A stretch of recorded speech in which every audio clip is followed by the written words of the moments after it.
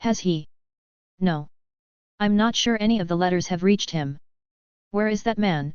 Does he not care about his own son? Mother. I heard the border skirmishes have been intensifying lately.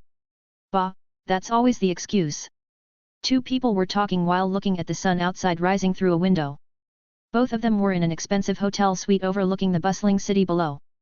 The older woman, dressed in fine silks, drummed her fingers impatiently on the windowsill, her sharp gaze fixed on the distant horizon. Her daughter, seated nearby, was fidgeting with a delicate piece of jewelry, her face marked with concern. Don't worry, mother, even if father doesn't attend the duel, with Professor Wayland's help, I'm sure Robert will win. Lucienne tried to reassure her mother, Francine, about the current situation. However, neither of them could see what Wayland was planning behind closed doors. They only saw him moving back and forth from the workshop to the estate, holding a strange rectangular bag. No one knew what the man was up to, but the date of the duel was already upon them. Today the 10 days were over and her son would have to fight for his life. As the morning sun bathed the city in golden light, tension settled like a heavy cloak over the De Vere estate. Robert's duel was only hours away, and the mood among his family was somber. Lucienne's words were meant to offer solace, but her mother, Francine, remained unconvinced. The silence between them stretched as both women contemplated what lay ahead. That man, you seem to put a lot of faith in him, Lucienne. Well, he has helped me through some troubled times at the Institute, he is someone that we can trust, mother. She proclaimed while Francine scrunched her nose. There was something about that armored man that felt familiar yet distant. Her gaze hardened as she turned away from the window, her sharp eyes narrowing in thought. Trust. She murmured, her tone loaded with skepticism and annoyance at her lack of power. I've seen many men hide behind a facade of trust. What does he really want? You must be careful. I'm fine, mother, Professor Wayland isn't like that. Lucienne knew more about the identity of their helper than she was letting on. It was obvious to Francine that something deeper was at play, but her daughter refused to reveal the truth despite her repeated inquiries. Francine had no choice but to leave her son in the hands of this mysterious mage, though that didn't mean she trusted him. Clearly, the man had his own agenda, and Francine feared that once the duel was over, some form of payment would be required. She worried her daughter had made a deal with the devil, yet she couldn't shake the feeling that the mage had no hidden motives. Her instincts had usually been right, but with this man, she no longer knew what to think. Your father should be here. A duel of this magnitude demands family. Honor must be defended in person, not left to strangers. Lucienne said nothing. She knew how much her mother resented their father's absence, but there was nothing either of them could do to change the situation. Border skirmishes had escalated, and their father, Lord Arden, had been called away weeks ago. Whether he even knew of Robert's upcoming duel was uncertain. I know, mother, but we must think positive. I know that Professor Wayland has thought this through. Whatever he has been preparing for brother Robert will help him win this duel and we'll all return home together. Lucienne. Francine wasn't sure how to react, but she knew that she needed to straighten up. She was the mother, but the one acting more like an adult was her daughter. It was unbecoming of her to be this distraught when her children needed her strength. Taking a deep breath, she stood straighter and smoothed her gown with a swift motion. You're right, Lucienne. We must remain hopeful. Robert is strong, and if this Wayland character truly is as capable as you believe, then perhaps... Lucienne smiled softly at her mother's attempt to regain composure. The tension in the room lessened, but the unease still lingered just beneath the surface. Both women eventually went outside the room to encounter the group of young ladies who arrived with Professor Wayland. Everyone seemed to be in good spirits, and Francine quickly realized that this was no time to be moping about. Her son needed to see her filled with vigor in the dueling arena, and that was the least that she could provide for her child. Ugh! Let's never do this again, shall we? Thank you for your help, Arian, and tell the rest that I'm also grateful, when they wake up, that is. Roland glanced to the side where a pile of dwarves had passed out from overwork. Even his assistant Bernier was there, slumbering while leaning up against the wall. All of them had worked for the last 5 days without sleeping more than a few hours. His friend Arian seemed to have a splitting headache and was barely holding on thanks to recovery items. The workshop was in complete disarray, tools and materials scattered everywhere, but amidst the chaos stood the final creation, the completed runic power armor. Roland surveyed the scene, letting out a tired sigh. They had pushed themselves beyond their limits to ensure the armor was ready for Robert's duel, and now, at the brink of exhaustion, they had succeeded. Let them rest and you should get some sleep too. Leave the rest to me. Roland spoke to Arion, who was fidgeting and yawning. The armor, wrapped in a white sheath of cloth, was being carefully slid into his runic briefcase. Once everything was packed, Roland planned to meet with Robert for their final meeting before the duel, after which everything would rest on his brother's shoulders. However, Arion had other plans. He shook his head, still yawning, making it clear he had no intention of following the original plan. You want me to sleep during a monumental event like this? A never-before-seen armor based on new magical technology? Not a chance. I'll catch some shut-eye after we witness Robert's victory. Roland couldn't help but crack a smile at Arion's enthusiasm. Despite the fatigue, Arion's spirit mirrored the excitement coursing through everyone involved in this project. Roland appreciated the sentiment, but the stakes of this duel went beyond showcasing their invention. This was about survival. All right, just try not to pass out in the middle of the duel. Roland replied while picking up the folded-up briefcase with the armor inside. The day that he had been dreading had come to pass and it was time to test his new invention in battle. I won't. I've stashed a few elixirs, I'll be fine for a few days, don't worry about me my friend, but how are you fine? You've worked the most out of all of us. How are you still standing? I didn't even see you use any elixirs. Roland shrugged, adjusting the weight of the briefcase on his shoulder. The truth was, he was more exhausted than he let on, but many years of crafting and work had made him resistant to almost all forms of fatigue and stress. He would still be able to work for another day or two but then that would be his limit. I'm used to it, besides, someone has to make sure everything works. Arion gave a tired chuckle but didn't push further. He knew Roland well enough to realize that when he was focused, nothing could shake him. As Roland turned to leave the workshop, Arion waved lazily with his tail, half stifling another yawn. See you at the arena then.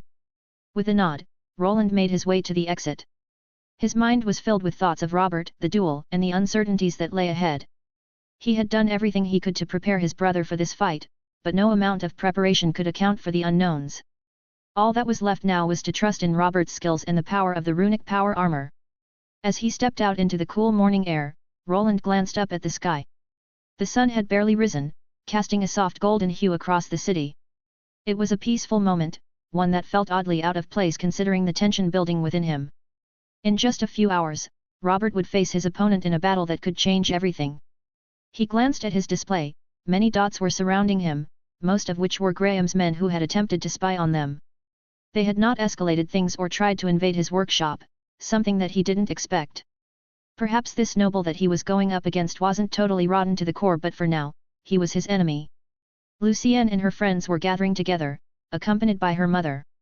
At the moment, everyone was safe, and no abduction attempts had been made. For a brief moment, he even hoped that Graham might try to take some of her students as a means of blackmail. In such a situation, he could simply rescue them and use it as proof against the Count to force him to withdraw from the duel. It seemed that the noble was either wary of this possibility or didn't think it necessary. Nevertheless, the time had come, and he finally headed toward the Graham estate, which was buzzing with activity. While this was a sanctioned lawful duel, it didn't mean it only needed to take place in front of a judge. For Count Graham, this was an opportunity to showcase his superiority, so he made sure to invite several powerful nobles and influential figures to witness the event. The arena, built within his estate, was primarily intended for jousting between knights but also served as a venue for duels. Though not as grand as a coliseum, it was certainly extravagant for a personal arena. Tall stone walls surrounded the dueling ground, adorned with intricate banners bearing the Graham family crest. There were many seats encircling the arena, which were sometimes open to the public. Fortunately, this time only a select few had been granted access, reducing the exposure of Roland's work to prying eyes. He was still unsure how his rune-powered armor would be perceived. Would he be compelled to create copies for the kingdom's army, or would they dismiss it as the eccentric invention of a strange mage, too convoluted to be practical in a real battle between nations? At the moment, the technology is too impractical, that much is true. But once it works with lesser materials, it could become problematic. Roland thought as he walked into the grounds, his briefcase securely in hand. Knights and soldiers of the Graham estate watched him from all directions. No one had gathered at the dueling arena yet, as the nobles were still being greeted at the gate. There were several hours left before the event would begin, and he intended to use that time to allow Robert to prepare. Let him through.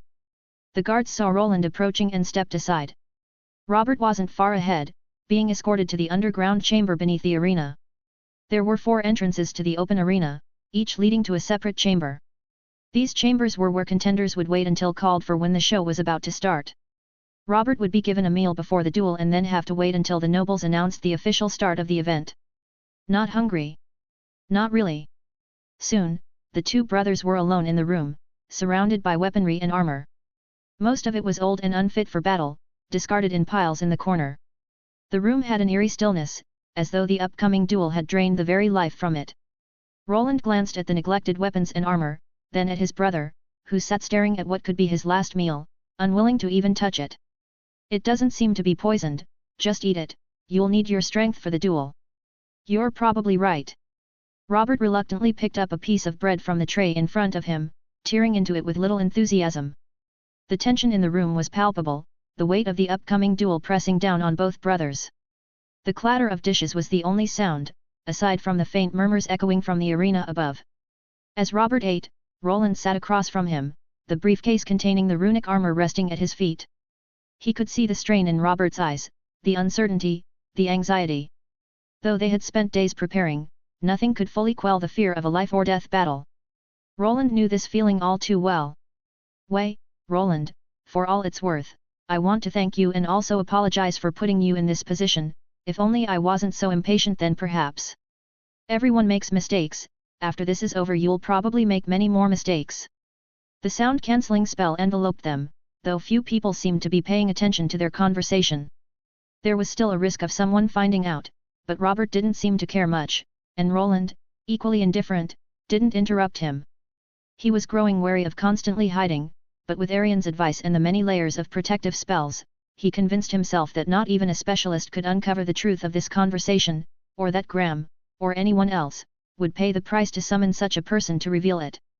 Robert chuckled weakly at Roland's response and his attempt to make him feel better.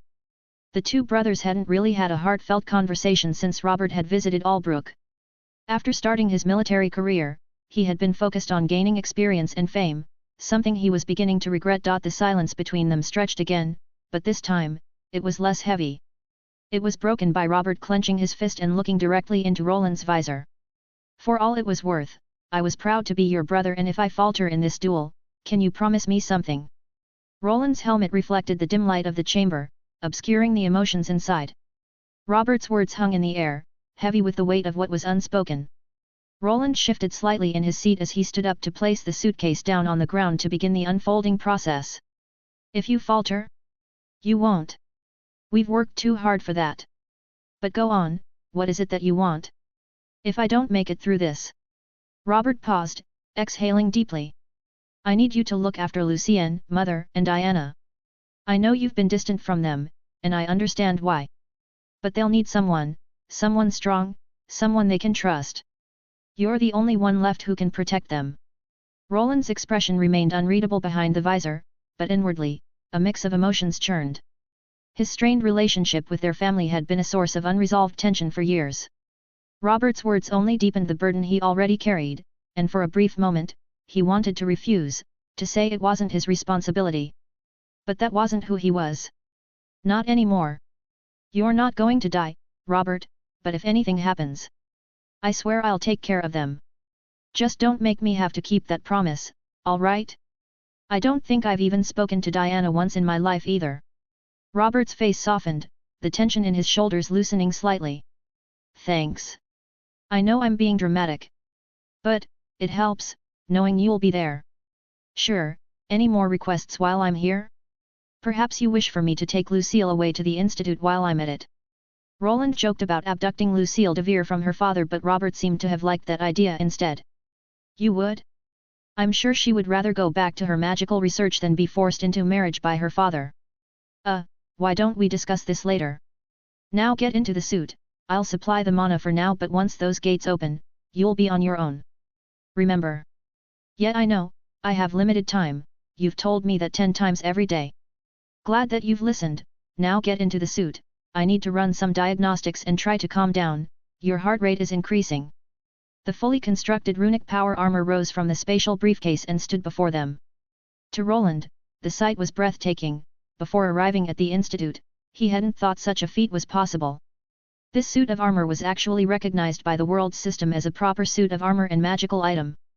It was an unexpected boon, as he had assumed the world would treat it as a single piece of equipment or like a golem. However, thanks to his dissertation, it was divided into 4 main parts, each capable of adding passive effects and enhancing its strength. Name: Rune Power Armor Prototype. Classification: Epic. Durability: 85/85. Armor Rating: B. Set Bonus: 2, plus 20 Strength. 3, plus 20 Endurance. 4, plus 15 Vitality.